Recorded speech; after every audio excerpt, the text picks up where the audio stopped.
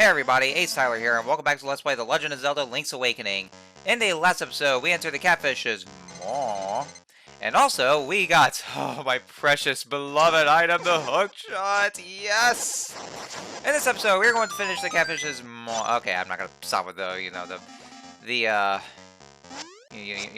kind of a sexy sounding, maw there. I'll stop with that, well, we're finishing the, catfish's maw. So yeah, just about halfway through the dungeon. And yeah, you'll be able to pick up hearts crystals. I thought we weren't able to. I thought we did, but yeah, I guess now we were because I kind of did get a little bombarded. Well, at least I believe it did. Well, actually, at least in the last episode, I did get bombarded. Well, actually, even more so. Well, especially once we get to the once we get to the boss of this dungeon.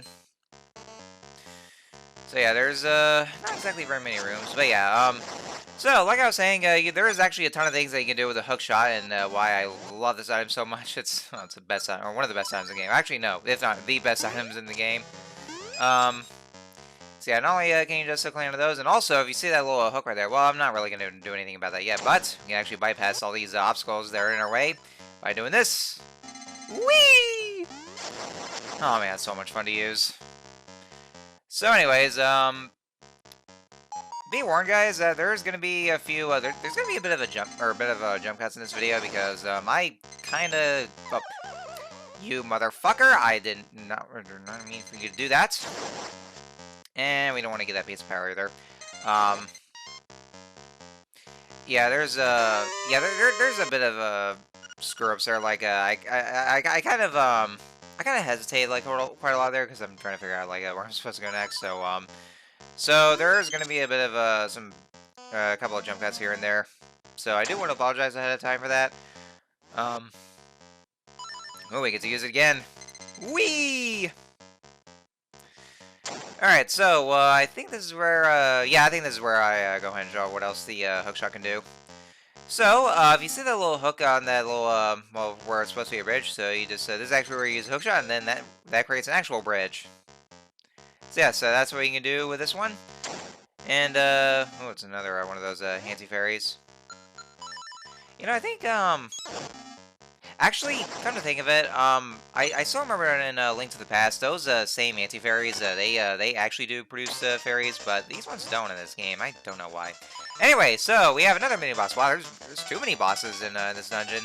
Okay, well, not two as in, you know, the number of mini bosses are, but I mean like, you know, the Master Stalfos and these things. Those are Gomas, and well, there's actually two of them we have to fight. These guys can be a little annoying because they actually have at least two attack patterns. What they'll do is that they'll kind of shake a bit, and then they'll try to come down and just you know, just tackle right at you. Well, just come down like that there, and they try to hurt you. The other thing they'll do is that they'll open up their eye and then they shoot the little beam at you. But once they do that, because of course, as you know, a lot of the Zelda games, their eye is their weak point. Well, as you already know, what the Gomas. And so once they open their eye up, then this is actually where you can use your bow and arrow. And then this is actually where the bow and arrow comes into play, because as long as you have that, then that's actually the only thing you can do. Although I'm not sure if you can use your sword. You can just use the sword beams. Should you be at full health? But I'm not sure if you can use your sword. They take about 3 hits from the arrow, so yeah, as long as they open up their eye and while they try to shoot their beams at you, yeah, that'll be your chance to attack the attack the Gomas. But of course, if you want to be able to defeat them, more easily, make sure you have the bow and arrows with you, or at least just purchase the bow and arrow as long as you have that amount of rupees because of how expensive they are. And after those 3 hits for each of those, then they are down for the count. Now, now these mini bosses, they are actually entirely optional, though the 2 Gomas, so you don't really have to fight them to progress in this dungeon. But I actually do want to fight them anyway. Well, mainly because well, I do want to get that portal opened up, so that way there we can be able to use the shortcut if we wanted to. But you know, also just to get that away. But it'll just prove easier for us if we ever want to use that warp portal to our advantage. Since that'll take us back over to the entrance of the dungeon. And of course, since we have Mambo's the Mambo. Yeah, I'm gonna call it that from now on. Since we have the Mambo, we can be able to just teleport back over to the entrance of the dungeon, and then we can use that teleporter to get back over there. So that we can definitely use that to our advantage, if we ever wanted to. So I guess that just about does it there. And so yeah. Did I ever go over those cheap jeeps? I think I did. I didn't even mention that, yeah, those cheap jeeps can actually jump there. But you can actually still just Goomba stomp them, and then they just they just fall like that, like they're literally dead. Um, oh yeah, and these are trial stoppers and those statues. And it's always so annoying that like these statues will always try to shoot at you until you defeat all the enemies. I really don't like that. God damn, that's a lot of enemies. Well, for those 3 of the stars in the antiquary there. Let's see what this, well, actually, after I pick up these rubies, because of course I'm going to want them. Let's see what this owl statue says. Dive underwear, torchlight beams, do cross. Oh, that's another little hint. So, actually, if you recall, in the last episode, I kind of got lost a little bit there, because I went over to that one room with all the water and the water tektites. We actually do need to go back over to where that room is this time. Since, for what the owl indicates that, we actually, like, there's this big, pond there that we can actually just go into water. And just, through that underwater section. So, we're gonna be doing just that, though. And, I think it might be either a long way over. I'm not sure, but we'll set see. Actually, yeah, okay, so it's just gonna be, through this room with all the blocks, and these assholes are always getting in my way. And then just right up there, you see that little stream of water that's right there. First things first, there's way too many enemies in that one room. So let's go ahead and head up there, and yeah, that room there. So I always thought those were supposed to be torchlights, but those are actually supposed to be eyes, and they're kind of creepy like that. So yeah, it's actually that same room where that owl statue was talking about. So yeah, you see that little big square of the dark water there. Well, this is where we can actually dive into there. And another underwater 2 section. And also, guess what? More Mario enemies! Can't get enough of those still. These are the bloopers, you know, if you're more familiar with them. And, of course, unlike with, well, actually, no, you can still kill them in Mario games if you're playing as Fire Mario. But, yeah, I can actually just kill them just as easily with a sword. And, yeah, they play just like they do in the Super Mario Brothers games, where they just float around and they try to, well, you just basically take damage just by touching them, so yeah, don't touch it, or just don't touch them. And then let's head across over there, and from that tone from the key, we now have the Nightmare's Key, at long last. So with that in hand, we can be able to, well, of course, as you know, go to the boss room. There's just a few more things to do. There's actually, I believe there's just about 3 more treasure chests in this dungeon that we'll be picking up before we enter the boss room, because aside from those, and yeah, those 3 on the map right there, we pretty much have everything that we need for this dungeon. So I guess we're all good to go, but I'm just gonna go ahead and get these last 3 treasure chests, because I mean, you know, for one thing, we're gonna need to, I mean, we're gonna want to get every single one of the treasure chests, you know, in case they, well, for one thing to maybe kind of complete this game, but also to,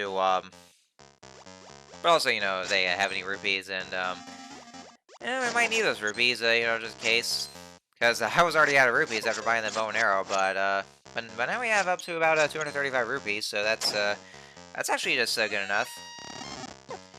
So just be right up there, and yeah, we can actually just use hookshot even more. That's just one thing I really love about it, and yes, I'm still fanboying about it because it's such a good item. I love it to death.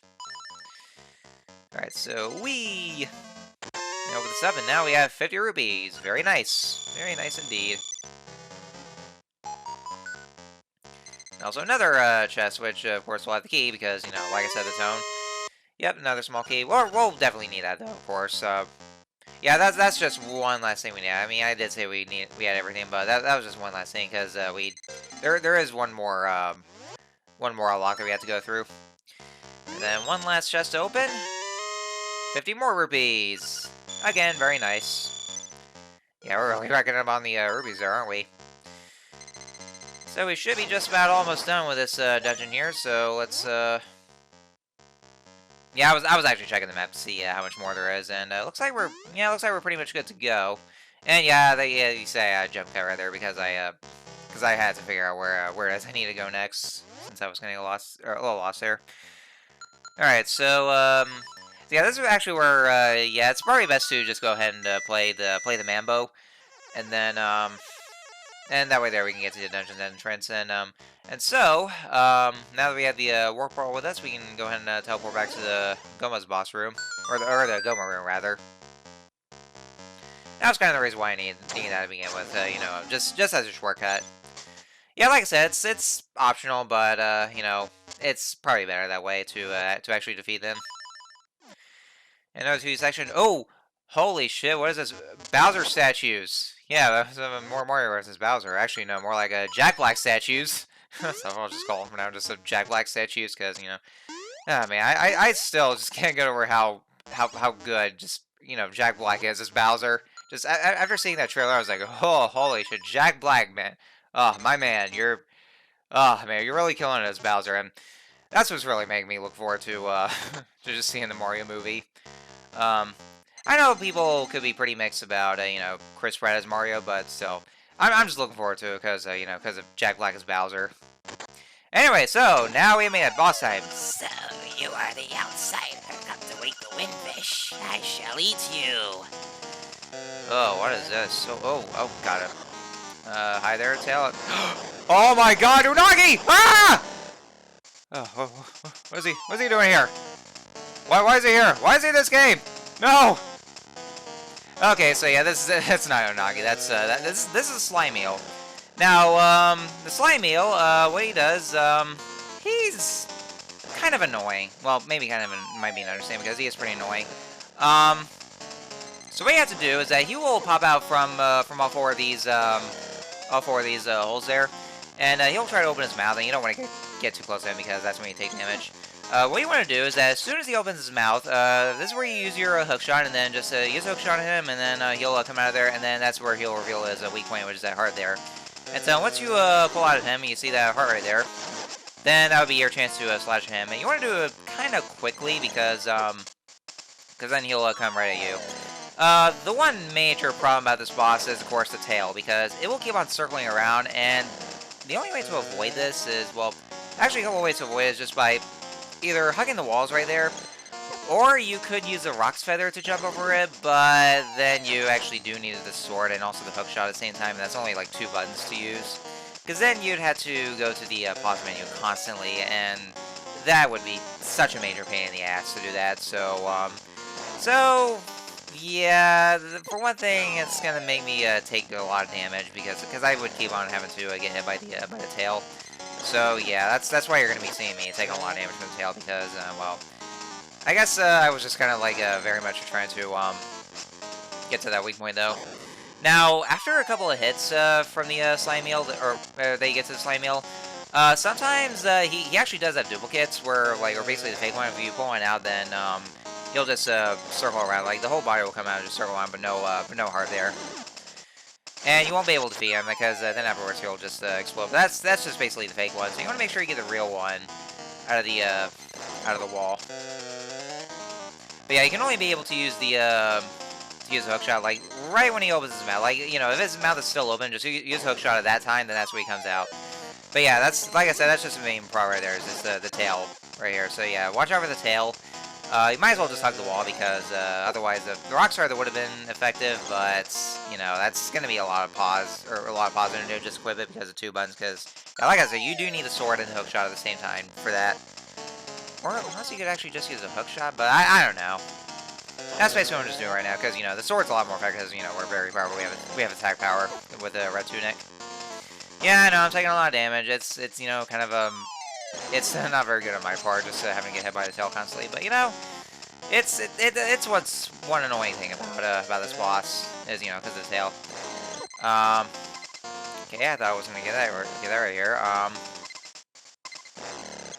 Almost there. At least I had the secret potion, you know, just in case. That's the good thing I had the secret potion though. All right, and after that, you don't seem to know what kind of island this is. What a fool. what kind of island this is? What do you mean? What do you mean? What do you mean? I don't know what kind of island this is. Oh, well, what's wrong with that? What is the economy bad? Is there any corrupt executives around, or corrupt leaders? What is it? Is it that bad? Is it there's a lot of crime going on? Is it not livable? Is the rent too high? I don't know.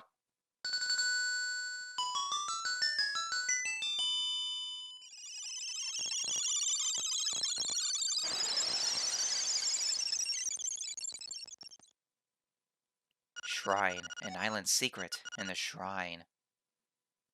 All right, well, now we have the most importantly, we have the next instrument of siren with us. My didn't even read. I think it's just the one that xylophone. So, Catfish's Maw is now done, and so that'll be our next destination is apparently going to be in a shrine, and what we learn about a secret. I mean, I'll just say something about it. I mean, either that or maybe there's like too many higher taxes. I don't know. I don't know what's going on, but we'll have to see for ourselves. But anyways, so next time on Let's Play Lakes Awakening, we are going to well, as usual, do some more post dungeon cleanup, and then we'll see what else we had to see. So until next time, see you guys later.